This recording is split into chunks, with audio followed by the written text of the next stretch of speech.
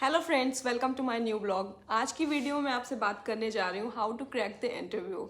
Interview के लिए हम जाते हैं, उससे पहले कुछ तैयारियां करते हैं, क्या प्रिपरेशन होती है और इंटरव्यू में किस तरह के क्वेश्चंस आते हैं, हमारा जेस्चर पोस्चर कैसा होना चाहिए, उन सब के बारे में आज मैं आपसे इस वीडियो में डिस्कस करूँगी। तो आप पहले ही सोच लेते हैं कि अगर इस टाइप के क्वेश्चंस आएंगे तो हम क्या आंसर करेंगे, तो उन आंसर्स के बारे में भी बताऊंगी और मोस्टली क्या क्वेश्चंस पूछे जाते हैं और कौन कौन से राउंड्स होंगे उनके बारे में डिटेल में डिस्कस करेंगे। चलिए स्टार्ट करते हैं वीडियो को। जब आप इंटरव्यू के लिए जाते हैं तो मोस्टली 3 राउंड्स होते हैं, कहीं कहीं पे 4 राउंड होते हैं। तो मोस्टली जो 3 राउंड्स होते हैं वो फर्स्ट राउंड एचआर होता है, सेकेंड राउंड आपका एमकेट या आप उसे एप्टीट्यूड टेस्ट कह सकते हैं, थर्ड राउंड ऑप्स होता है और कहीं कहीं पे फाइनल ऑप्स राउंड भी होता है।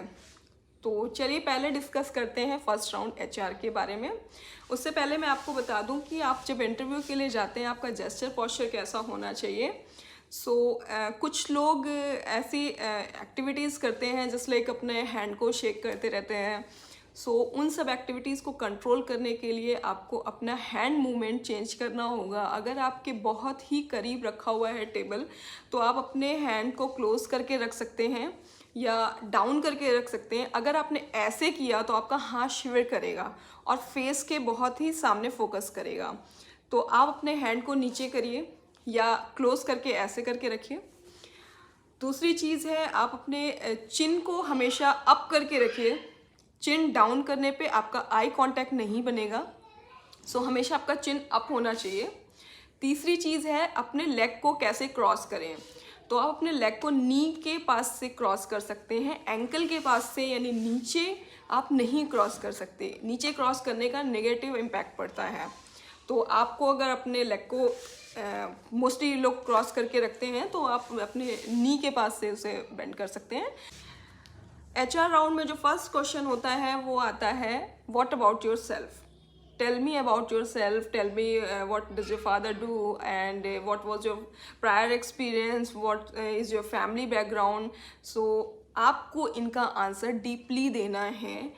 आई मीन टू से कि आप अपना फर्स्ट से स्टार्ट कीजिए, जो आपने रिज्यूम में मेंशन किया है। पहले अपने बारे में बताइए, देन क्वालिफिकेशन बताइए, देन आप अपने फैमिली के बारे में बताइए, देन अपना एक्सपीरियंस बताइए। जो भी आपका सीक्वेंस है आप उस सीक्वेंस से एक एक चीज़ के बारे में डीपली बताइए और उसके बाद जो आपका वर्क एक्सपीरियंस है उसके बारे में आपको पूरा एक्सप्लेन करना है कि आपने अगर 2017 से काम स्टार्ट किया है तो किस ऑर्गेनाइजेशन से किया है और उसके किस प्रोसेस में आप काम करते थे।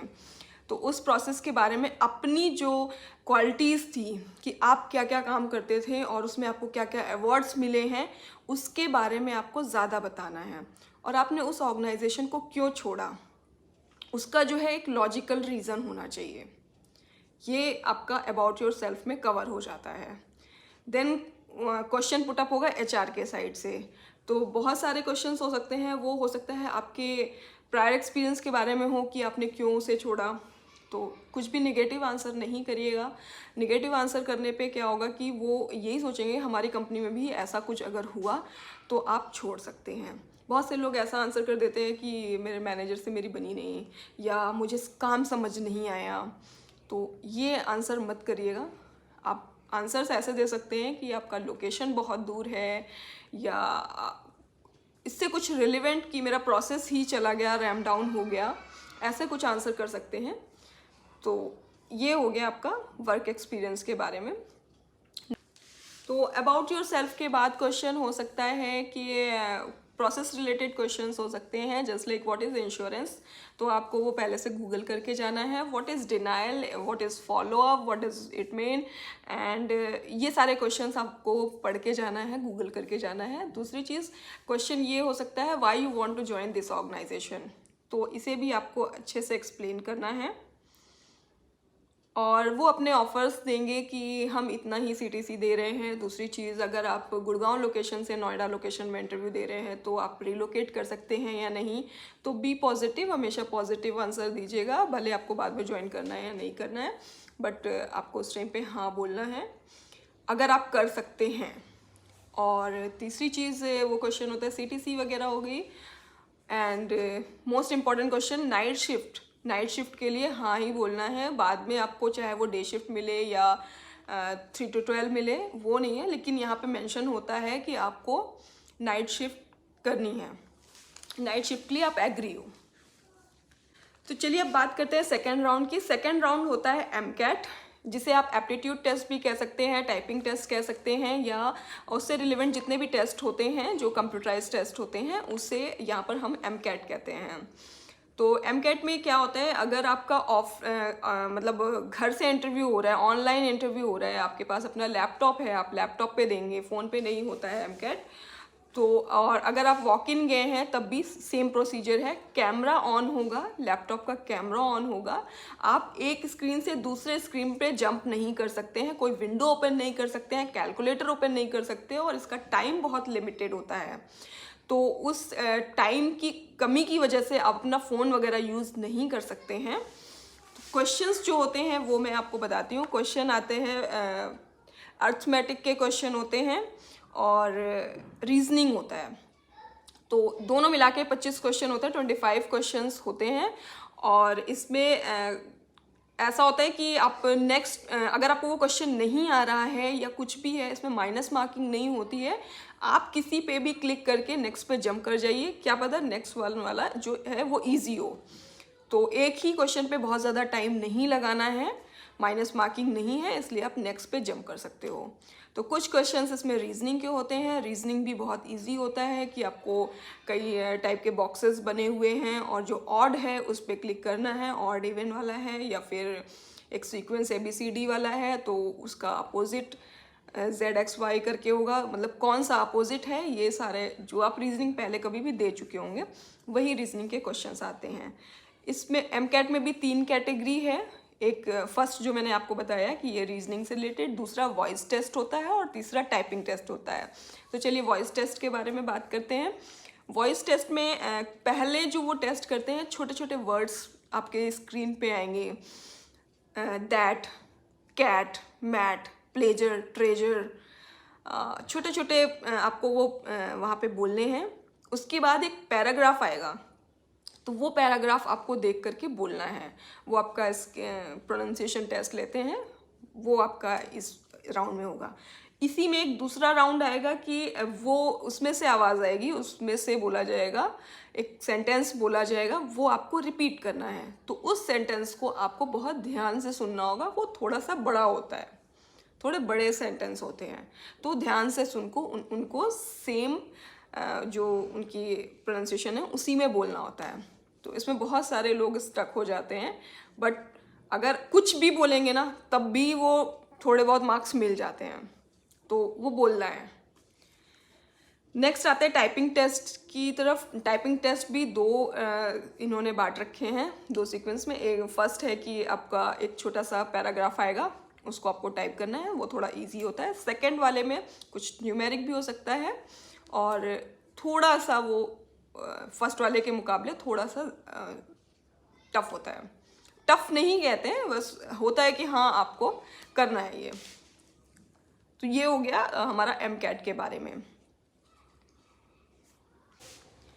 तो नेक्स्ट राउंड जो होता है वो है ऑपरेशन राउंड, ऑप्स राउंड, जो कि ऑपरेशन मैनेजर लेते हैं और वो होता है आपके प्रोसेस से रिलेटेड। आप जिस भी प्रोसेस में जा रहे हैं, AR में जा रहे हैं, कैश पोस्टिंग में जा रहे हैं, AR फॉलोअप में जा रहे हैं, क्रेडिट बैलेंस में जा रहे हैं, जिस भी LOB में आपको मूव किया जाएगा उस LOB के ऑपरेशन मैनेजर आपसे लास्ट राउंड आपका वही लेंगे। तो जो क्वेश्चंस होते हैं वो मोस्टली एक्सपीरियंस कैंडिडेट से होते हैं। फ्रेशर से क्वेश्चंस हो सकते हैं कि आप हेल्थ इंश्योरेंस के बारे में क्या जानते हैं, हम आपको क्यों ले, why we will hire you, and अपनी क्वालिटीज़ बताइए आप। ये क्वेश्चंस आप फ्रेशर से वो पूछ सकते हैं। बाकी एक्सपीरियंस से बहुत सारे क्वेश्चंस होते हैं। इन पेशेंट क्या होता है, आउट पेशेंट क्या होता है, हिकपिक कोड्स कौन कौन से होते हैं, हिकपिक है, CPT है, ICD-10 है, तो इन सब के बारे में वो पूछ सकते हैं। और डिनाइल कोड्स कौन कौन से होते हैं, तो डिनाइल कोड्स आप याद करके जाइएगा प्लीज़, कि वो डुप्लीकेट डिनाइल्स भी पूछ सकते हैं, टाइमली फाइलिंग डिनाइल कोड्स भी पूछ सकते हैं, मॉडिफायर्स पूछ सकते हैं। आप 3-4 मॉडिफायर याद करके उसकी एक्सप्लेनेशन याद करके जाइएगा, ये क्वेश्चन है।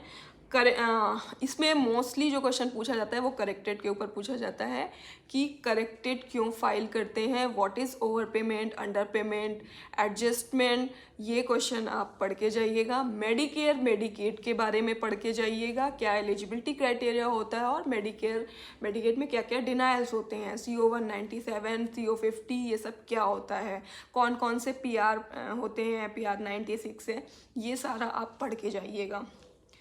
ऑथ कब कब रिक्वायर्ड होती है और ऑथ में इमेज में ऑथ कहाँ पर मेंशन होती है, कौन से बॉक्स में मेंशन होती है, उसके अलावा करेक्टेड कौन सी बॉक्स में मेंशन होता है इमेज के, और कहाँ कहाँ पे करेक्टेड दिख सकता है लिखा हुआ, ये क्वेश्चन हो गए।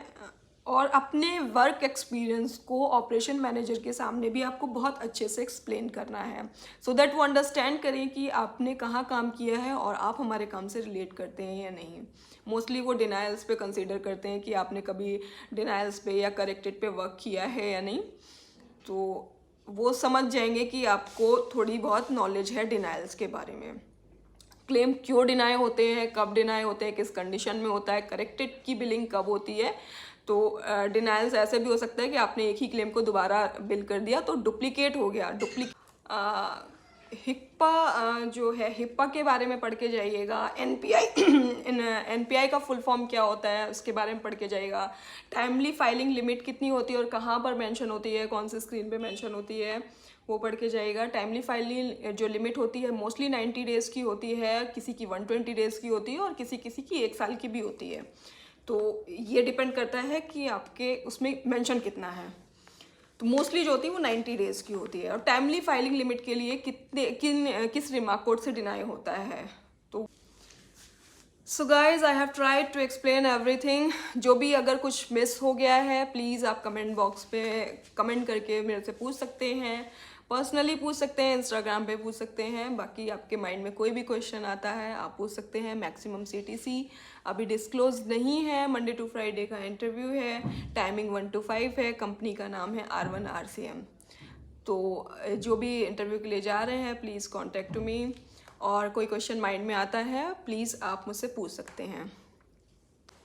सो एट द एंड जो आपका सैलरी वगैरह का डिस्कशन होगा वो आपका HR ही करेगी, और बाकी जो डॉक्यूमेंट्स की रिक्वायरमेंट होगी वो सारा कुछ HR पहले से आपसे बात करेगी, देन आपको नेक्स्ट राउंड में मूव करेगी। और MCAT क्लियर करने के बाद आपको ऑपरेशन राउंड में मूव किया जाएगा, और ऑपरेशन राउंड क्लियर होते ही आपको बता दिया जाएगा डॉक्यूमेंटेशन सबमिट करने के लिए। Thank you for watching this video. मिलते हैं नेक्स्ट ब्लॉग में। Thank you so much.